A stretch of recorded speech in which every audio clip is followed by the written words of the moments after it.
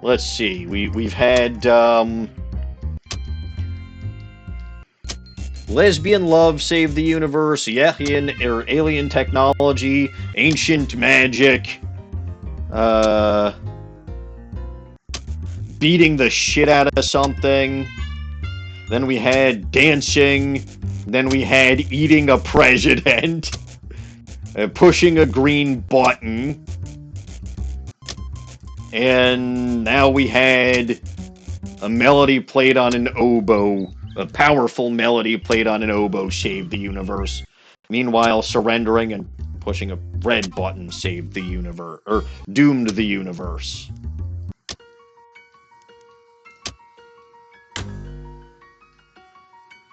I'm still overwhelmingly in the positive ledger, but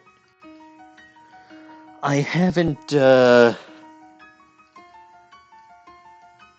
decided to absorb stuff yet. So, I guess one thing, and I don't remember if I mentioned this before, one reason why I avoided going over to Shadow Taint is because up until 2 Shadow Taint, there's really no major penalties. Oh, yeah, okay. I didn't want to actually do this. But at least let me take care of something first. We're going to switch companions again.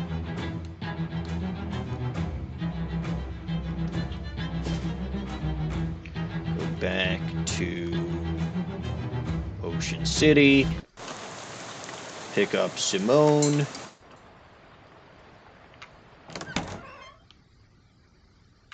Hi, Simone.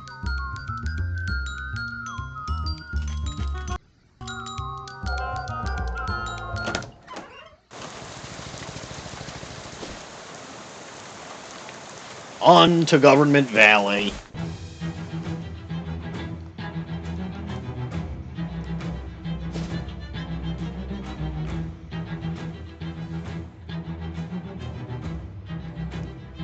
Sorted grease, that sounds about right. And we're here. You know, one thing I didn't do was show you all of the various characters' lack of chit-chatting, but well, I'll show you Simone's. Omnicity is off the charts. I'm about to close turtle. I'm about this close to a total kernel panic. We just do whatever we're here to do and get gone. Okay. That's one you may not... Like, Alphonse and Obi, you can see for yourself in any playthrough. Assuming that you actually get Obi.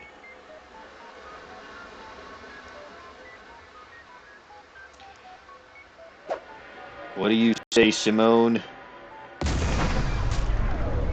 Ah, jeez. Okay. Poor Simone. She really didn't... I mean, I get it. I get it. This was not what she signed up for.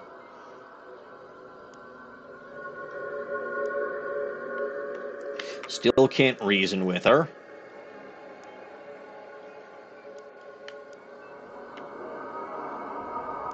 Hey, Simone, I don't suppose you've got any kind of magic bullet that can take care of that thing, do you?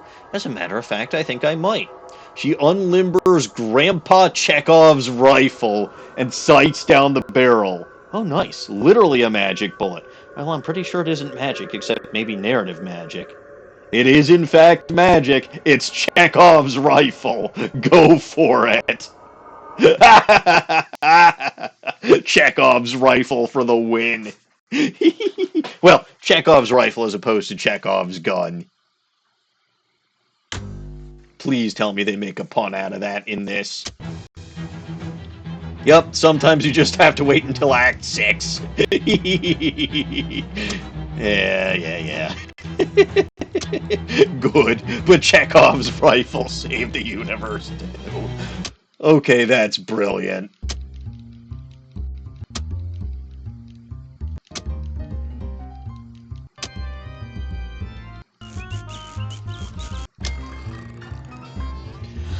Alright, so that's all of that when I was questionably a good guy, except for when I Decided to push the red button for reasons. Yeah, reasons.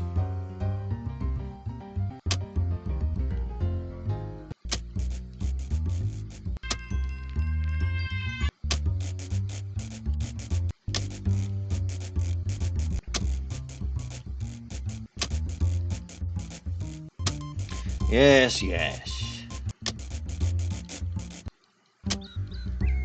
Anyway, I don't think I finished explaining why I didn't go beyond Shadow Taint level. So, Shadow Taint level 2 has no penalty. Starting with Shadow Taint level 3, you start to get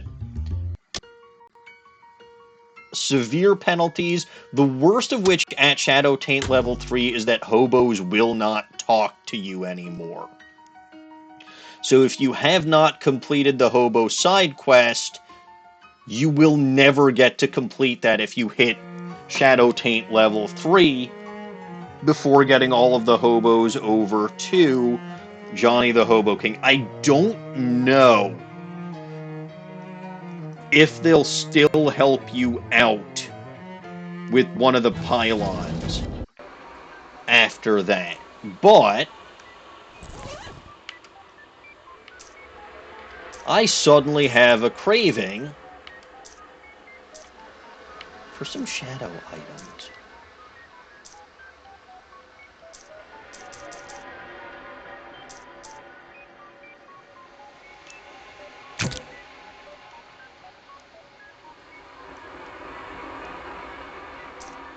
So let's eat some shadow items. Oh no, my Shadow Taint has increased. So now I'm Shadow Taint level 3. And let me actually switch my hat for a second. Now you can see I have crazy eyes. Which I don't like. Like, I hate this.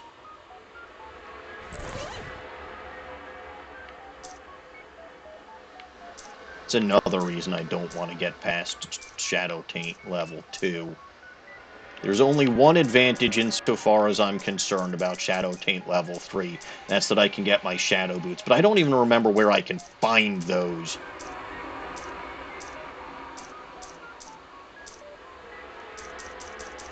Also, do I not have a Shadow food that will increase my Moxie? I mean, it doesn't matter because I'm just going to fruit advertisement or Hell's Cake afterward anyway.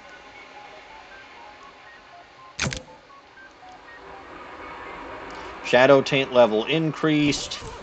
Shadow level 4 doesn't change my physical appearance, but I'm crazier now.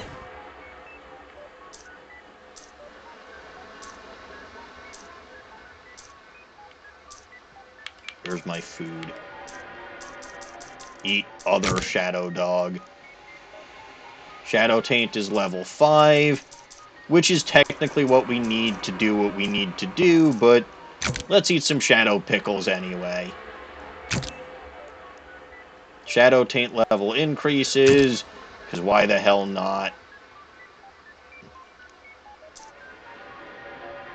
So now we have gone even above and beyond where we needed to go. We'll just do this because, honestly, there was no point in...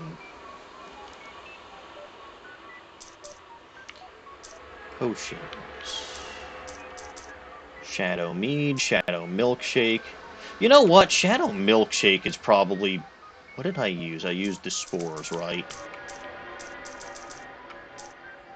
Weapon attacks by 3. Now, I don't need any more Shadow Taint. One thing I do want to try, though, that I don't think I've tried previously. Oh, hey. Simone pauses by a chain link fence blocking off an alley. Hang on a sec. This office building left their dumpster open. Right at Coffee Grounds used typewriter ribbons. Hardy har. Sometimes they throw out whole typewriters, adding machines, all kinds of tasty loot. Give me a boost. Help Simone over the fence. She returns with a variety of use... I think that's supposed to say useful-looking parts. Useful-looking once you get all the Coffee Grounds cleaned up anyway. Anarchist hardware, phlogistic resin, phlogistic resin. Nice, Simone. Thank you.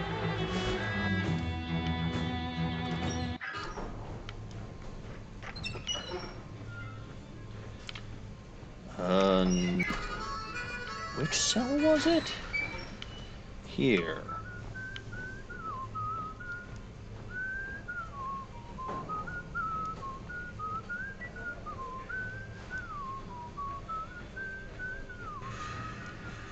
It still does nothing.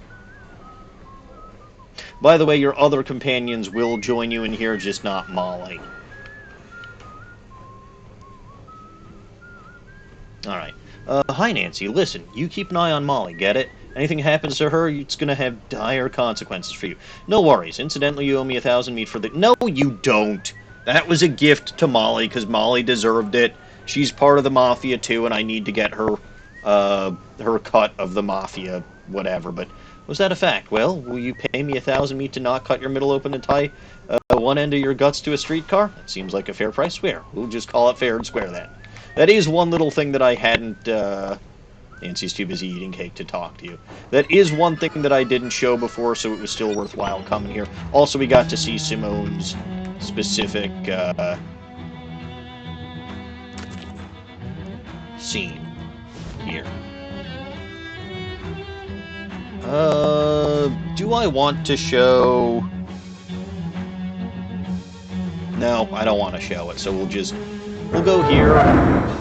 We'll show what happens if I absorb Shadow President.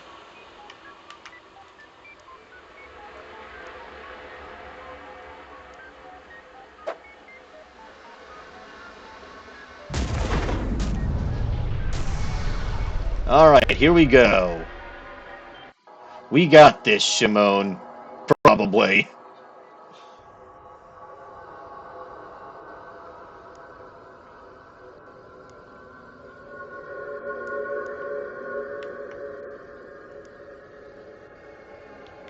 Try to talk her out of this, I still can't. Absorb her. Won't happen, Margaret. You weren't chosen. Excuse me? You catch her chin in your hand and she turns to glare at you. She starts to pull away, but your eyes have tracked her. It was me. Me all along. Always. She glares at you, furious, but says nothing. She refuses you the satisfaction of hearing her scream. She flows. Now she is gone. Delicious. Good job. Yes, good. So I can access the console. I can still press the green button. Reconsider. Power unimaginable. Shape the world in your image. It is tempting. Leave them alone for now. I can also still beat the crap out of it. I can still... So I can't absorb it. Right? And intimidating, reasoning, smooth talking still won't work. Begging still won't work. I can still fight it and win. And I won't have to deal with the Shadow President because I absorbed her.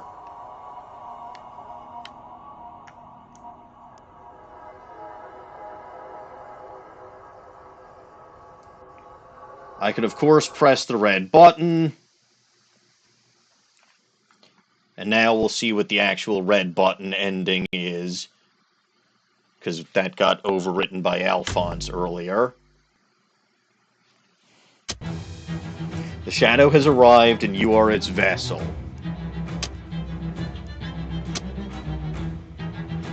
Forever and all of this stuff again. Glory unto me. I can still hit the green button, though, which is interesting, even though I'm shadow-ified. Shadow-tainted. Unfortunately, there is no going back, right, because everything that you've done up until talking to Murray the last time remains as, you know, as saved fact, so... I can't go back and unshadow taint myself.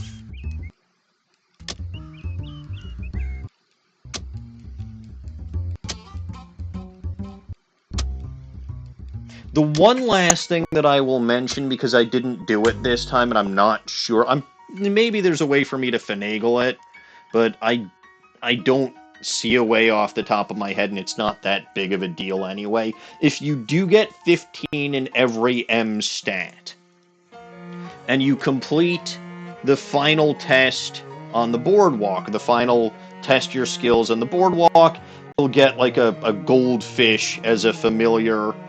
I don't remember what it does, but it's not actually all that impressive. Anyway, Uncle Murray. One last thing to do is push the green button as Shadow Tainted. Yes, KR, I'm showing the very last ending now. Well, the very last ending that I have access to now. So you came in just at the end of the end. Like, the end of all the various ends.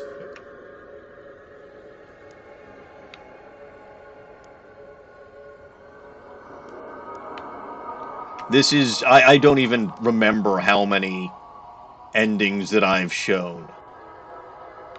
I have to stop this. So even with the Shadow Taint, you can still hit the green button. Which is a little bit weird, but I guess Shadow Taint doesn't necessarily make you a bad person. And again, even with... Well, okay, let me see. I don't remember if beating this thing up with Shadow Taint level 6 or higher does anything special. So I guess that was the second to last end, just to show... I think you still can... I think you still can... Oh, and I do want to get into combat at least once, actually, now that I've done the dramatic finish. So, a couple of other things just to wrap up, and I know it's 11:30 already, so I'm supposed to be done streaming, but it's not going to be much longer. I mean, the longest thing is just scrolling through all of this bullshit and nonsense that we've seen tens, well, maybe not tens of times, 5s of times. Or 3s of times, I don't know. More times than I would care to.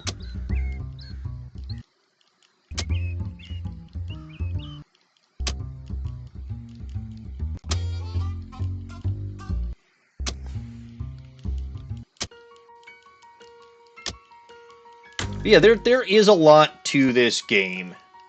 And again, the thing that I do appreciate is that you have the ability to have multiple endings in the same save file. Or the same, you know, without having to redo everything.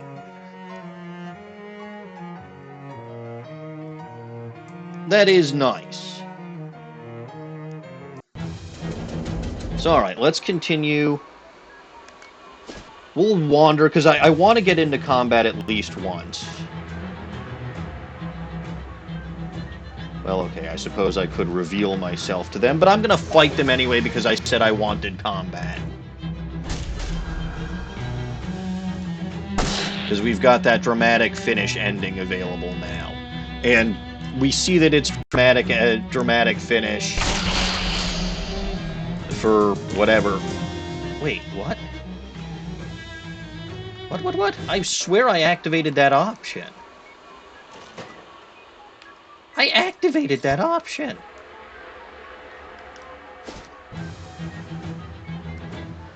Someone stops for a moment to look around at all the identical gray concrete buildings. You know, people think robots are heartless, but they aren't. What do you mean, they have emotions? No one's figured out how to program real emotions yet.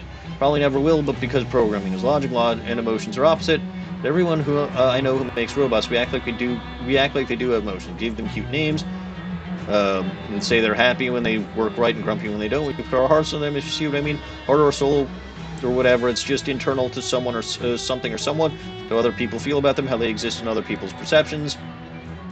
It's too heavy for me. What brought this on these big concrete boxes? This is real heartlessness, I think. People who made this place, they really don't care about anyone. Simone's mysticality increased by 1. That's nice. Ugh. Alright, we'll deal with this too.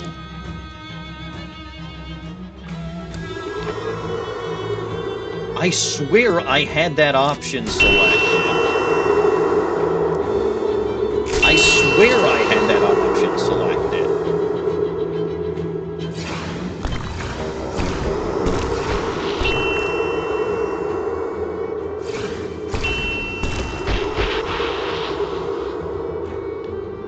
Hit it with the freaking crescent wrench.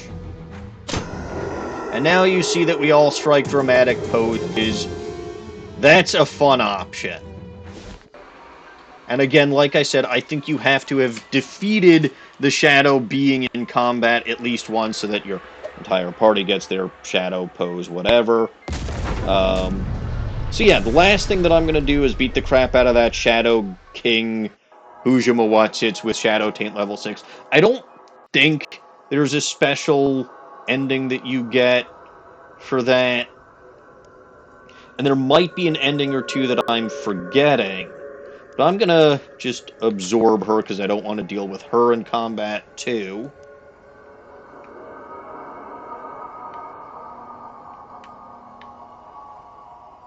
And this will still give me those two options, but no, forget the Yachians. I'm also just going to put my regular helmet on, or my regular hat on. Oh, I'm stuck in this one. Well, whatever, I don't care.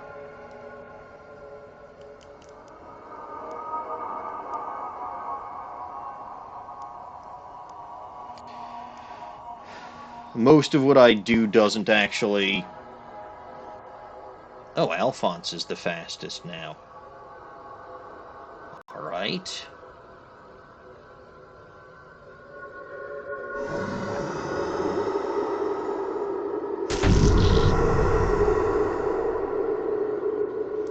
Molly buttons shoot. That gets rid of the things shielded. And, by the way, that is 2 more spiders, so I guess our final count is going to be 447.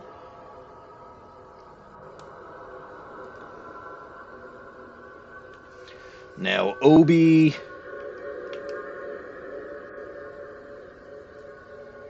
let's see...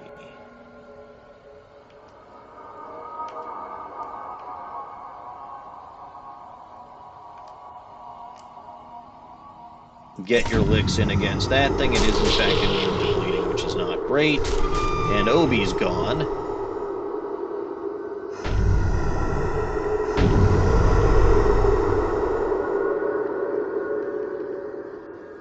Blast them all for 12. Y'all know the drill. I've beaten the crap out of this thing enough times.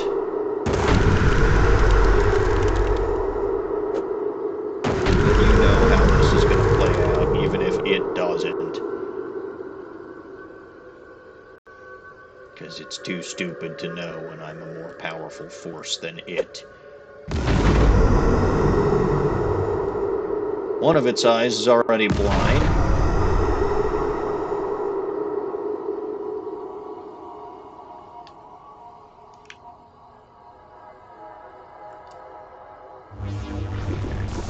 Melt its brain. Sleaze damage both of them so that I get damage on both. Take out the other eye. I don't even need to use my other 2 AP. And we're done here. I don't think you get a unique ending for doing this with Shadow Taint, but... Because there's no real way to absorb, at least not that I'm aware of, there's no real way to absorb. Maybe you get to like Shadow Taint 8 or something, because I assume you just hit it until it stops moving.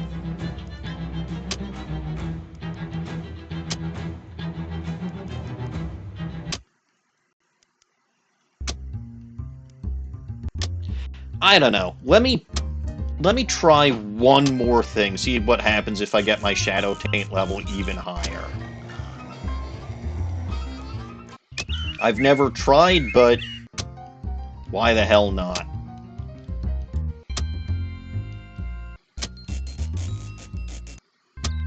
I'm not going back to this file ever again, so... Not that I dislike Margaret Ecclesburg, but... like, I've done everything that I could possibly do in this save file. Gotten some good endings, gotten some bad endings, gotten some potato endings. Come on, faster, I wish there was a way to skip this. Because this is what takes the most time when it comes to, like, not even the credits take this long, I don't think. And I appreciate the fact that I can't just skip right through the credits. Again, even if I see these over and over and over again, the team that worked on the game does in fact deserve credit, even if they're giving them credit for silly things like vocal talent in a silent game. Did I get any split endings? I mean, I got an ending where I could press a red button or press a green button, or surrender or fight.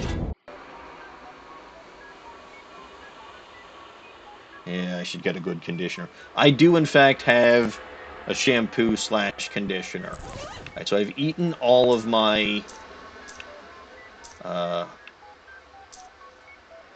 so I want one of those. So I'll drink. Shadow Taint increases. Shadow Taint level increases. Milkshake is what I want to end with, so... do I have any other shadow stuff to eat? Shadow beer, shadow elixir.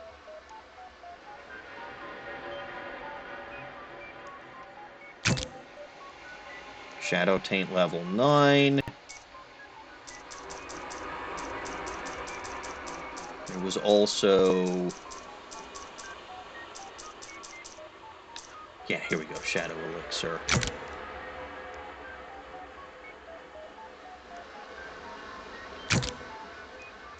Okay, Shadow Taint level 10.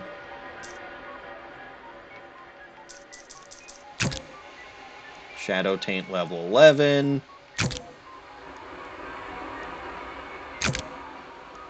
Level 12.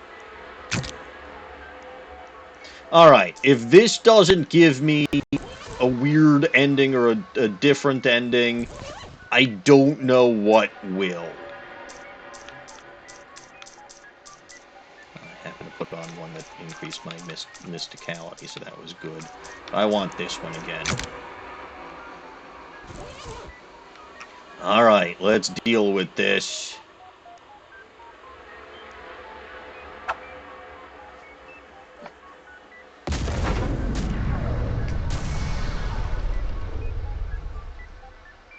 Resolution.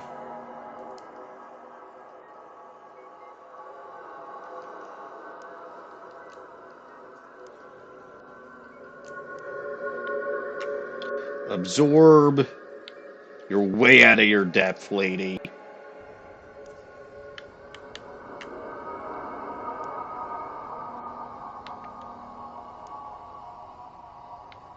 Okay, so I can still... yeah, I can still hit the green button even with Shadow Taint level 12. You'd think increasing your Shadow Taint... maybe I had to do that earlier. Like, maybe if I absorbed Dark Noel also. I don't know.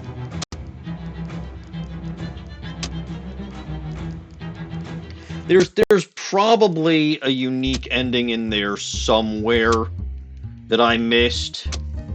But I think that's going to be the last thing that we do.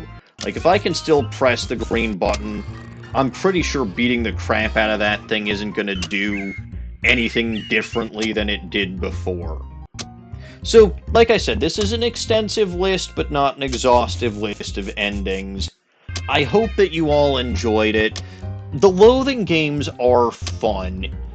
West of Loathing is decidedly more stupid fun. This one absolutely has very serious tones to it, but it's still got stupid fun and some of the Loathing humor in there. Like the smell of the wisp, for example.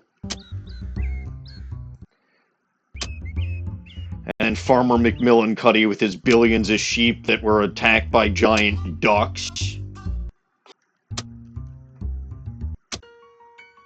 So yeah, I am curious to see if they go anywhere else with these games. Like, I would love to see if there's plenty. So there's Kingdom of Loathing, which is more like I mean, you'd have to ask MCH about it, but it's technically the first one that they ever worked on. I want to say that it's an MMORPG. I could be, but it's formatted very, very, very differently than West of Loathing and Shadows Over Loathing. I think it's much less structured of a story, which isn't to say that there is no story or isn't, boss battles or things like that. But there's Kingdom of Loathing, which I won't be playing. There's West of Loathing. There's Shadows Over Loathing. West of Loathing, if memory serves, came out in about 2017. Shadows Over Loathing came out in 22 or 23. So it took them a few years to get from West of Loathing to Shadows Over Loathing. Give them a little bit more time. I'm curious to see, because they did mention the Skeleton Wars in this, which would be obviously the Cola Wars were World War I, the Skeleton Wars are World War II. I'm curious to see where the Loathing universe goes, because there's a lot of material that they can cover between Shadows Over Loathing's era and modern day. So let's see. As of now, there's no more Loathing games, but hasn't been that long since Shadows Over Loathing came out, and if they're trying to make the sequel even better than, Shadows Over Loathing wasn't, and a lot of things about Shadows Over Loathing I think are better than West of Loathing, although one thing that you absolutely need to improve in a sequel to this game would be inventory control, because, okay, yes, you can subdivide your inventory, but, I don't know if an item like junk mail falls under miscellany, or I don't know if it falls under better inventory would be something that I would want from a future Loathing game. But overall, excellent, excellent game. I enjoyed playing as all three different player classes.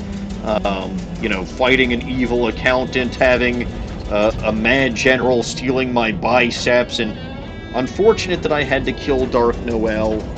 I think the best ending would have been for her and Margaret to just acknowledge that they liked each other instead of being at each other's throats, but whatever, such is life. That will, however, end this game and end this series. So I guess our final spider count is 447. Alright, outro on this channel. Normally, I stream on this channel Mondays and Wednesday evenings. However, I will not be streaming this upcoming Wednesday because I will be at a trade show and will be getting home late. The only reason that I streamed today is because I actually got home early. Because I was doing setup at the trade show and that ended, and I wasn't going to go to the office just to hang out at the office for maybe half an hour before having to drive home. But next week, I will in fact be returning to my twice-a-week streaming. And that does mean that I will be starting not just one, but two new series next week, because it's time for me to start the Apollo Justice trilogy on Monday. And another new series is starting to happen next Wednesday. What is that series? Well, you can either wait until next Monday when I tell you, or maybe take a peek at my schedule. I might be updating it sooner than that to find out. Either way, you can also find me on... Well, if you did only catch part of today's VOD, though, and you want to see all of the multitude of endings and everything that led up to it, you can watch this episode on my YouTube channel over there. If you're on YouTube and you want to catch me on Twitch, you can catch me over there. Like I said, I normally go live Mondays and Wednesdays. I've taken several weeks off because it was Jewish holiday season. Jewish holiday season is over. I won't be streaming Wednesday, trade show, blah, blah, blah, everything I just said. But you can also catch me on Sunday mornings on Bulba Garden's Twitch channel over there. I am currently streaming Pokemon Crystal version. For those of you who were paying attention to that, I so far have that jump bluff up to level 30. That's after one run of the Pokemon League. I will try another run of the Pokemon League at some point when I don't feel bored out of my skull. I will probably take my 2DS with me to the show on Thursday because I'm going to have plenty of time after the show ends and before our crates arrive. Another quick note, just before I head out, is a reminder, or just maybe not a reminder to those of you who showed up late, take a look at my new viewer rewards, my channel point rewards, because I made a couple of changes since the last time I was here. I know that Norman's already redeemed one of those rewards, so good for him. And yeah, there are just a few new rewards hanging around, and you know, we'll see where this goes.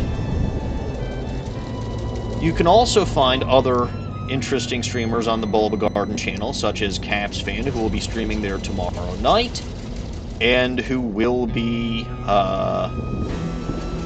who sometimes streams on his own channel over there. And then Dawning Winds has not streamed on her own channel for a while, but she does stream on Bulba Garden, and if she streams on her own channel, you can find her there. I know she's got a play coming up next week, so I think she'll still be streaming this upcoming Saturday night for Bulba Garden, but not the following one. Anyway, that will do it for me for today. I didn't mean to go 20 minutes beyond where my normal end time was, but such is life. As always, though, I am Maniacal Engineer. I'm never going to give you up, never going to let you down. Thank you all for watching, and God bless this mess. I'll see you all on this channel in a week.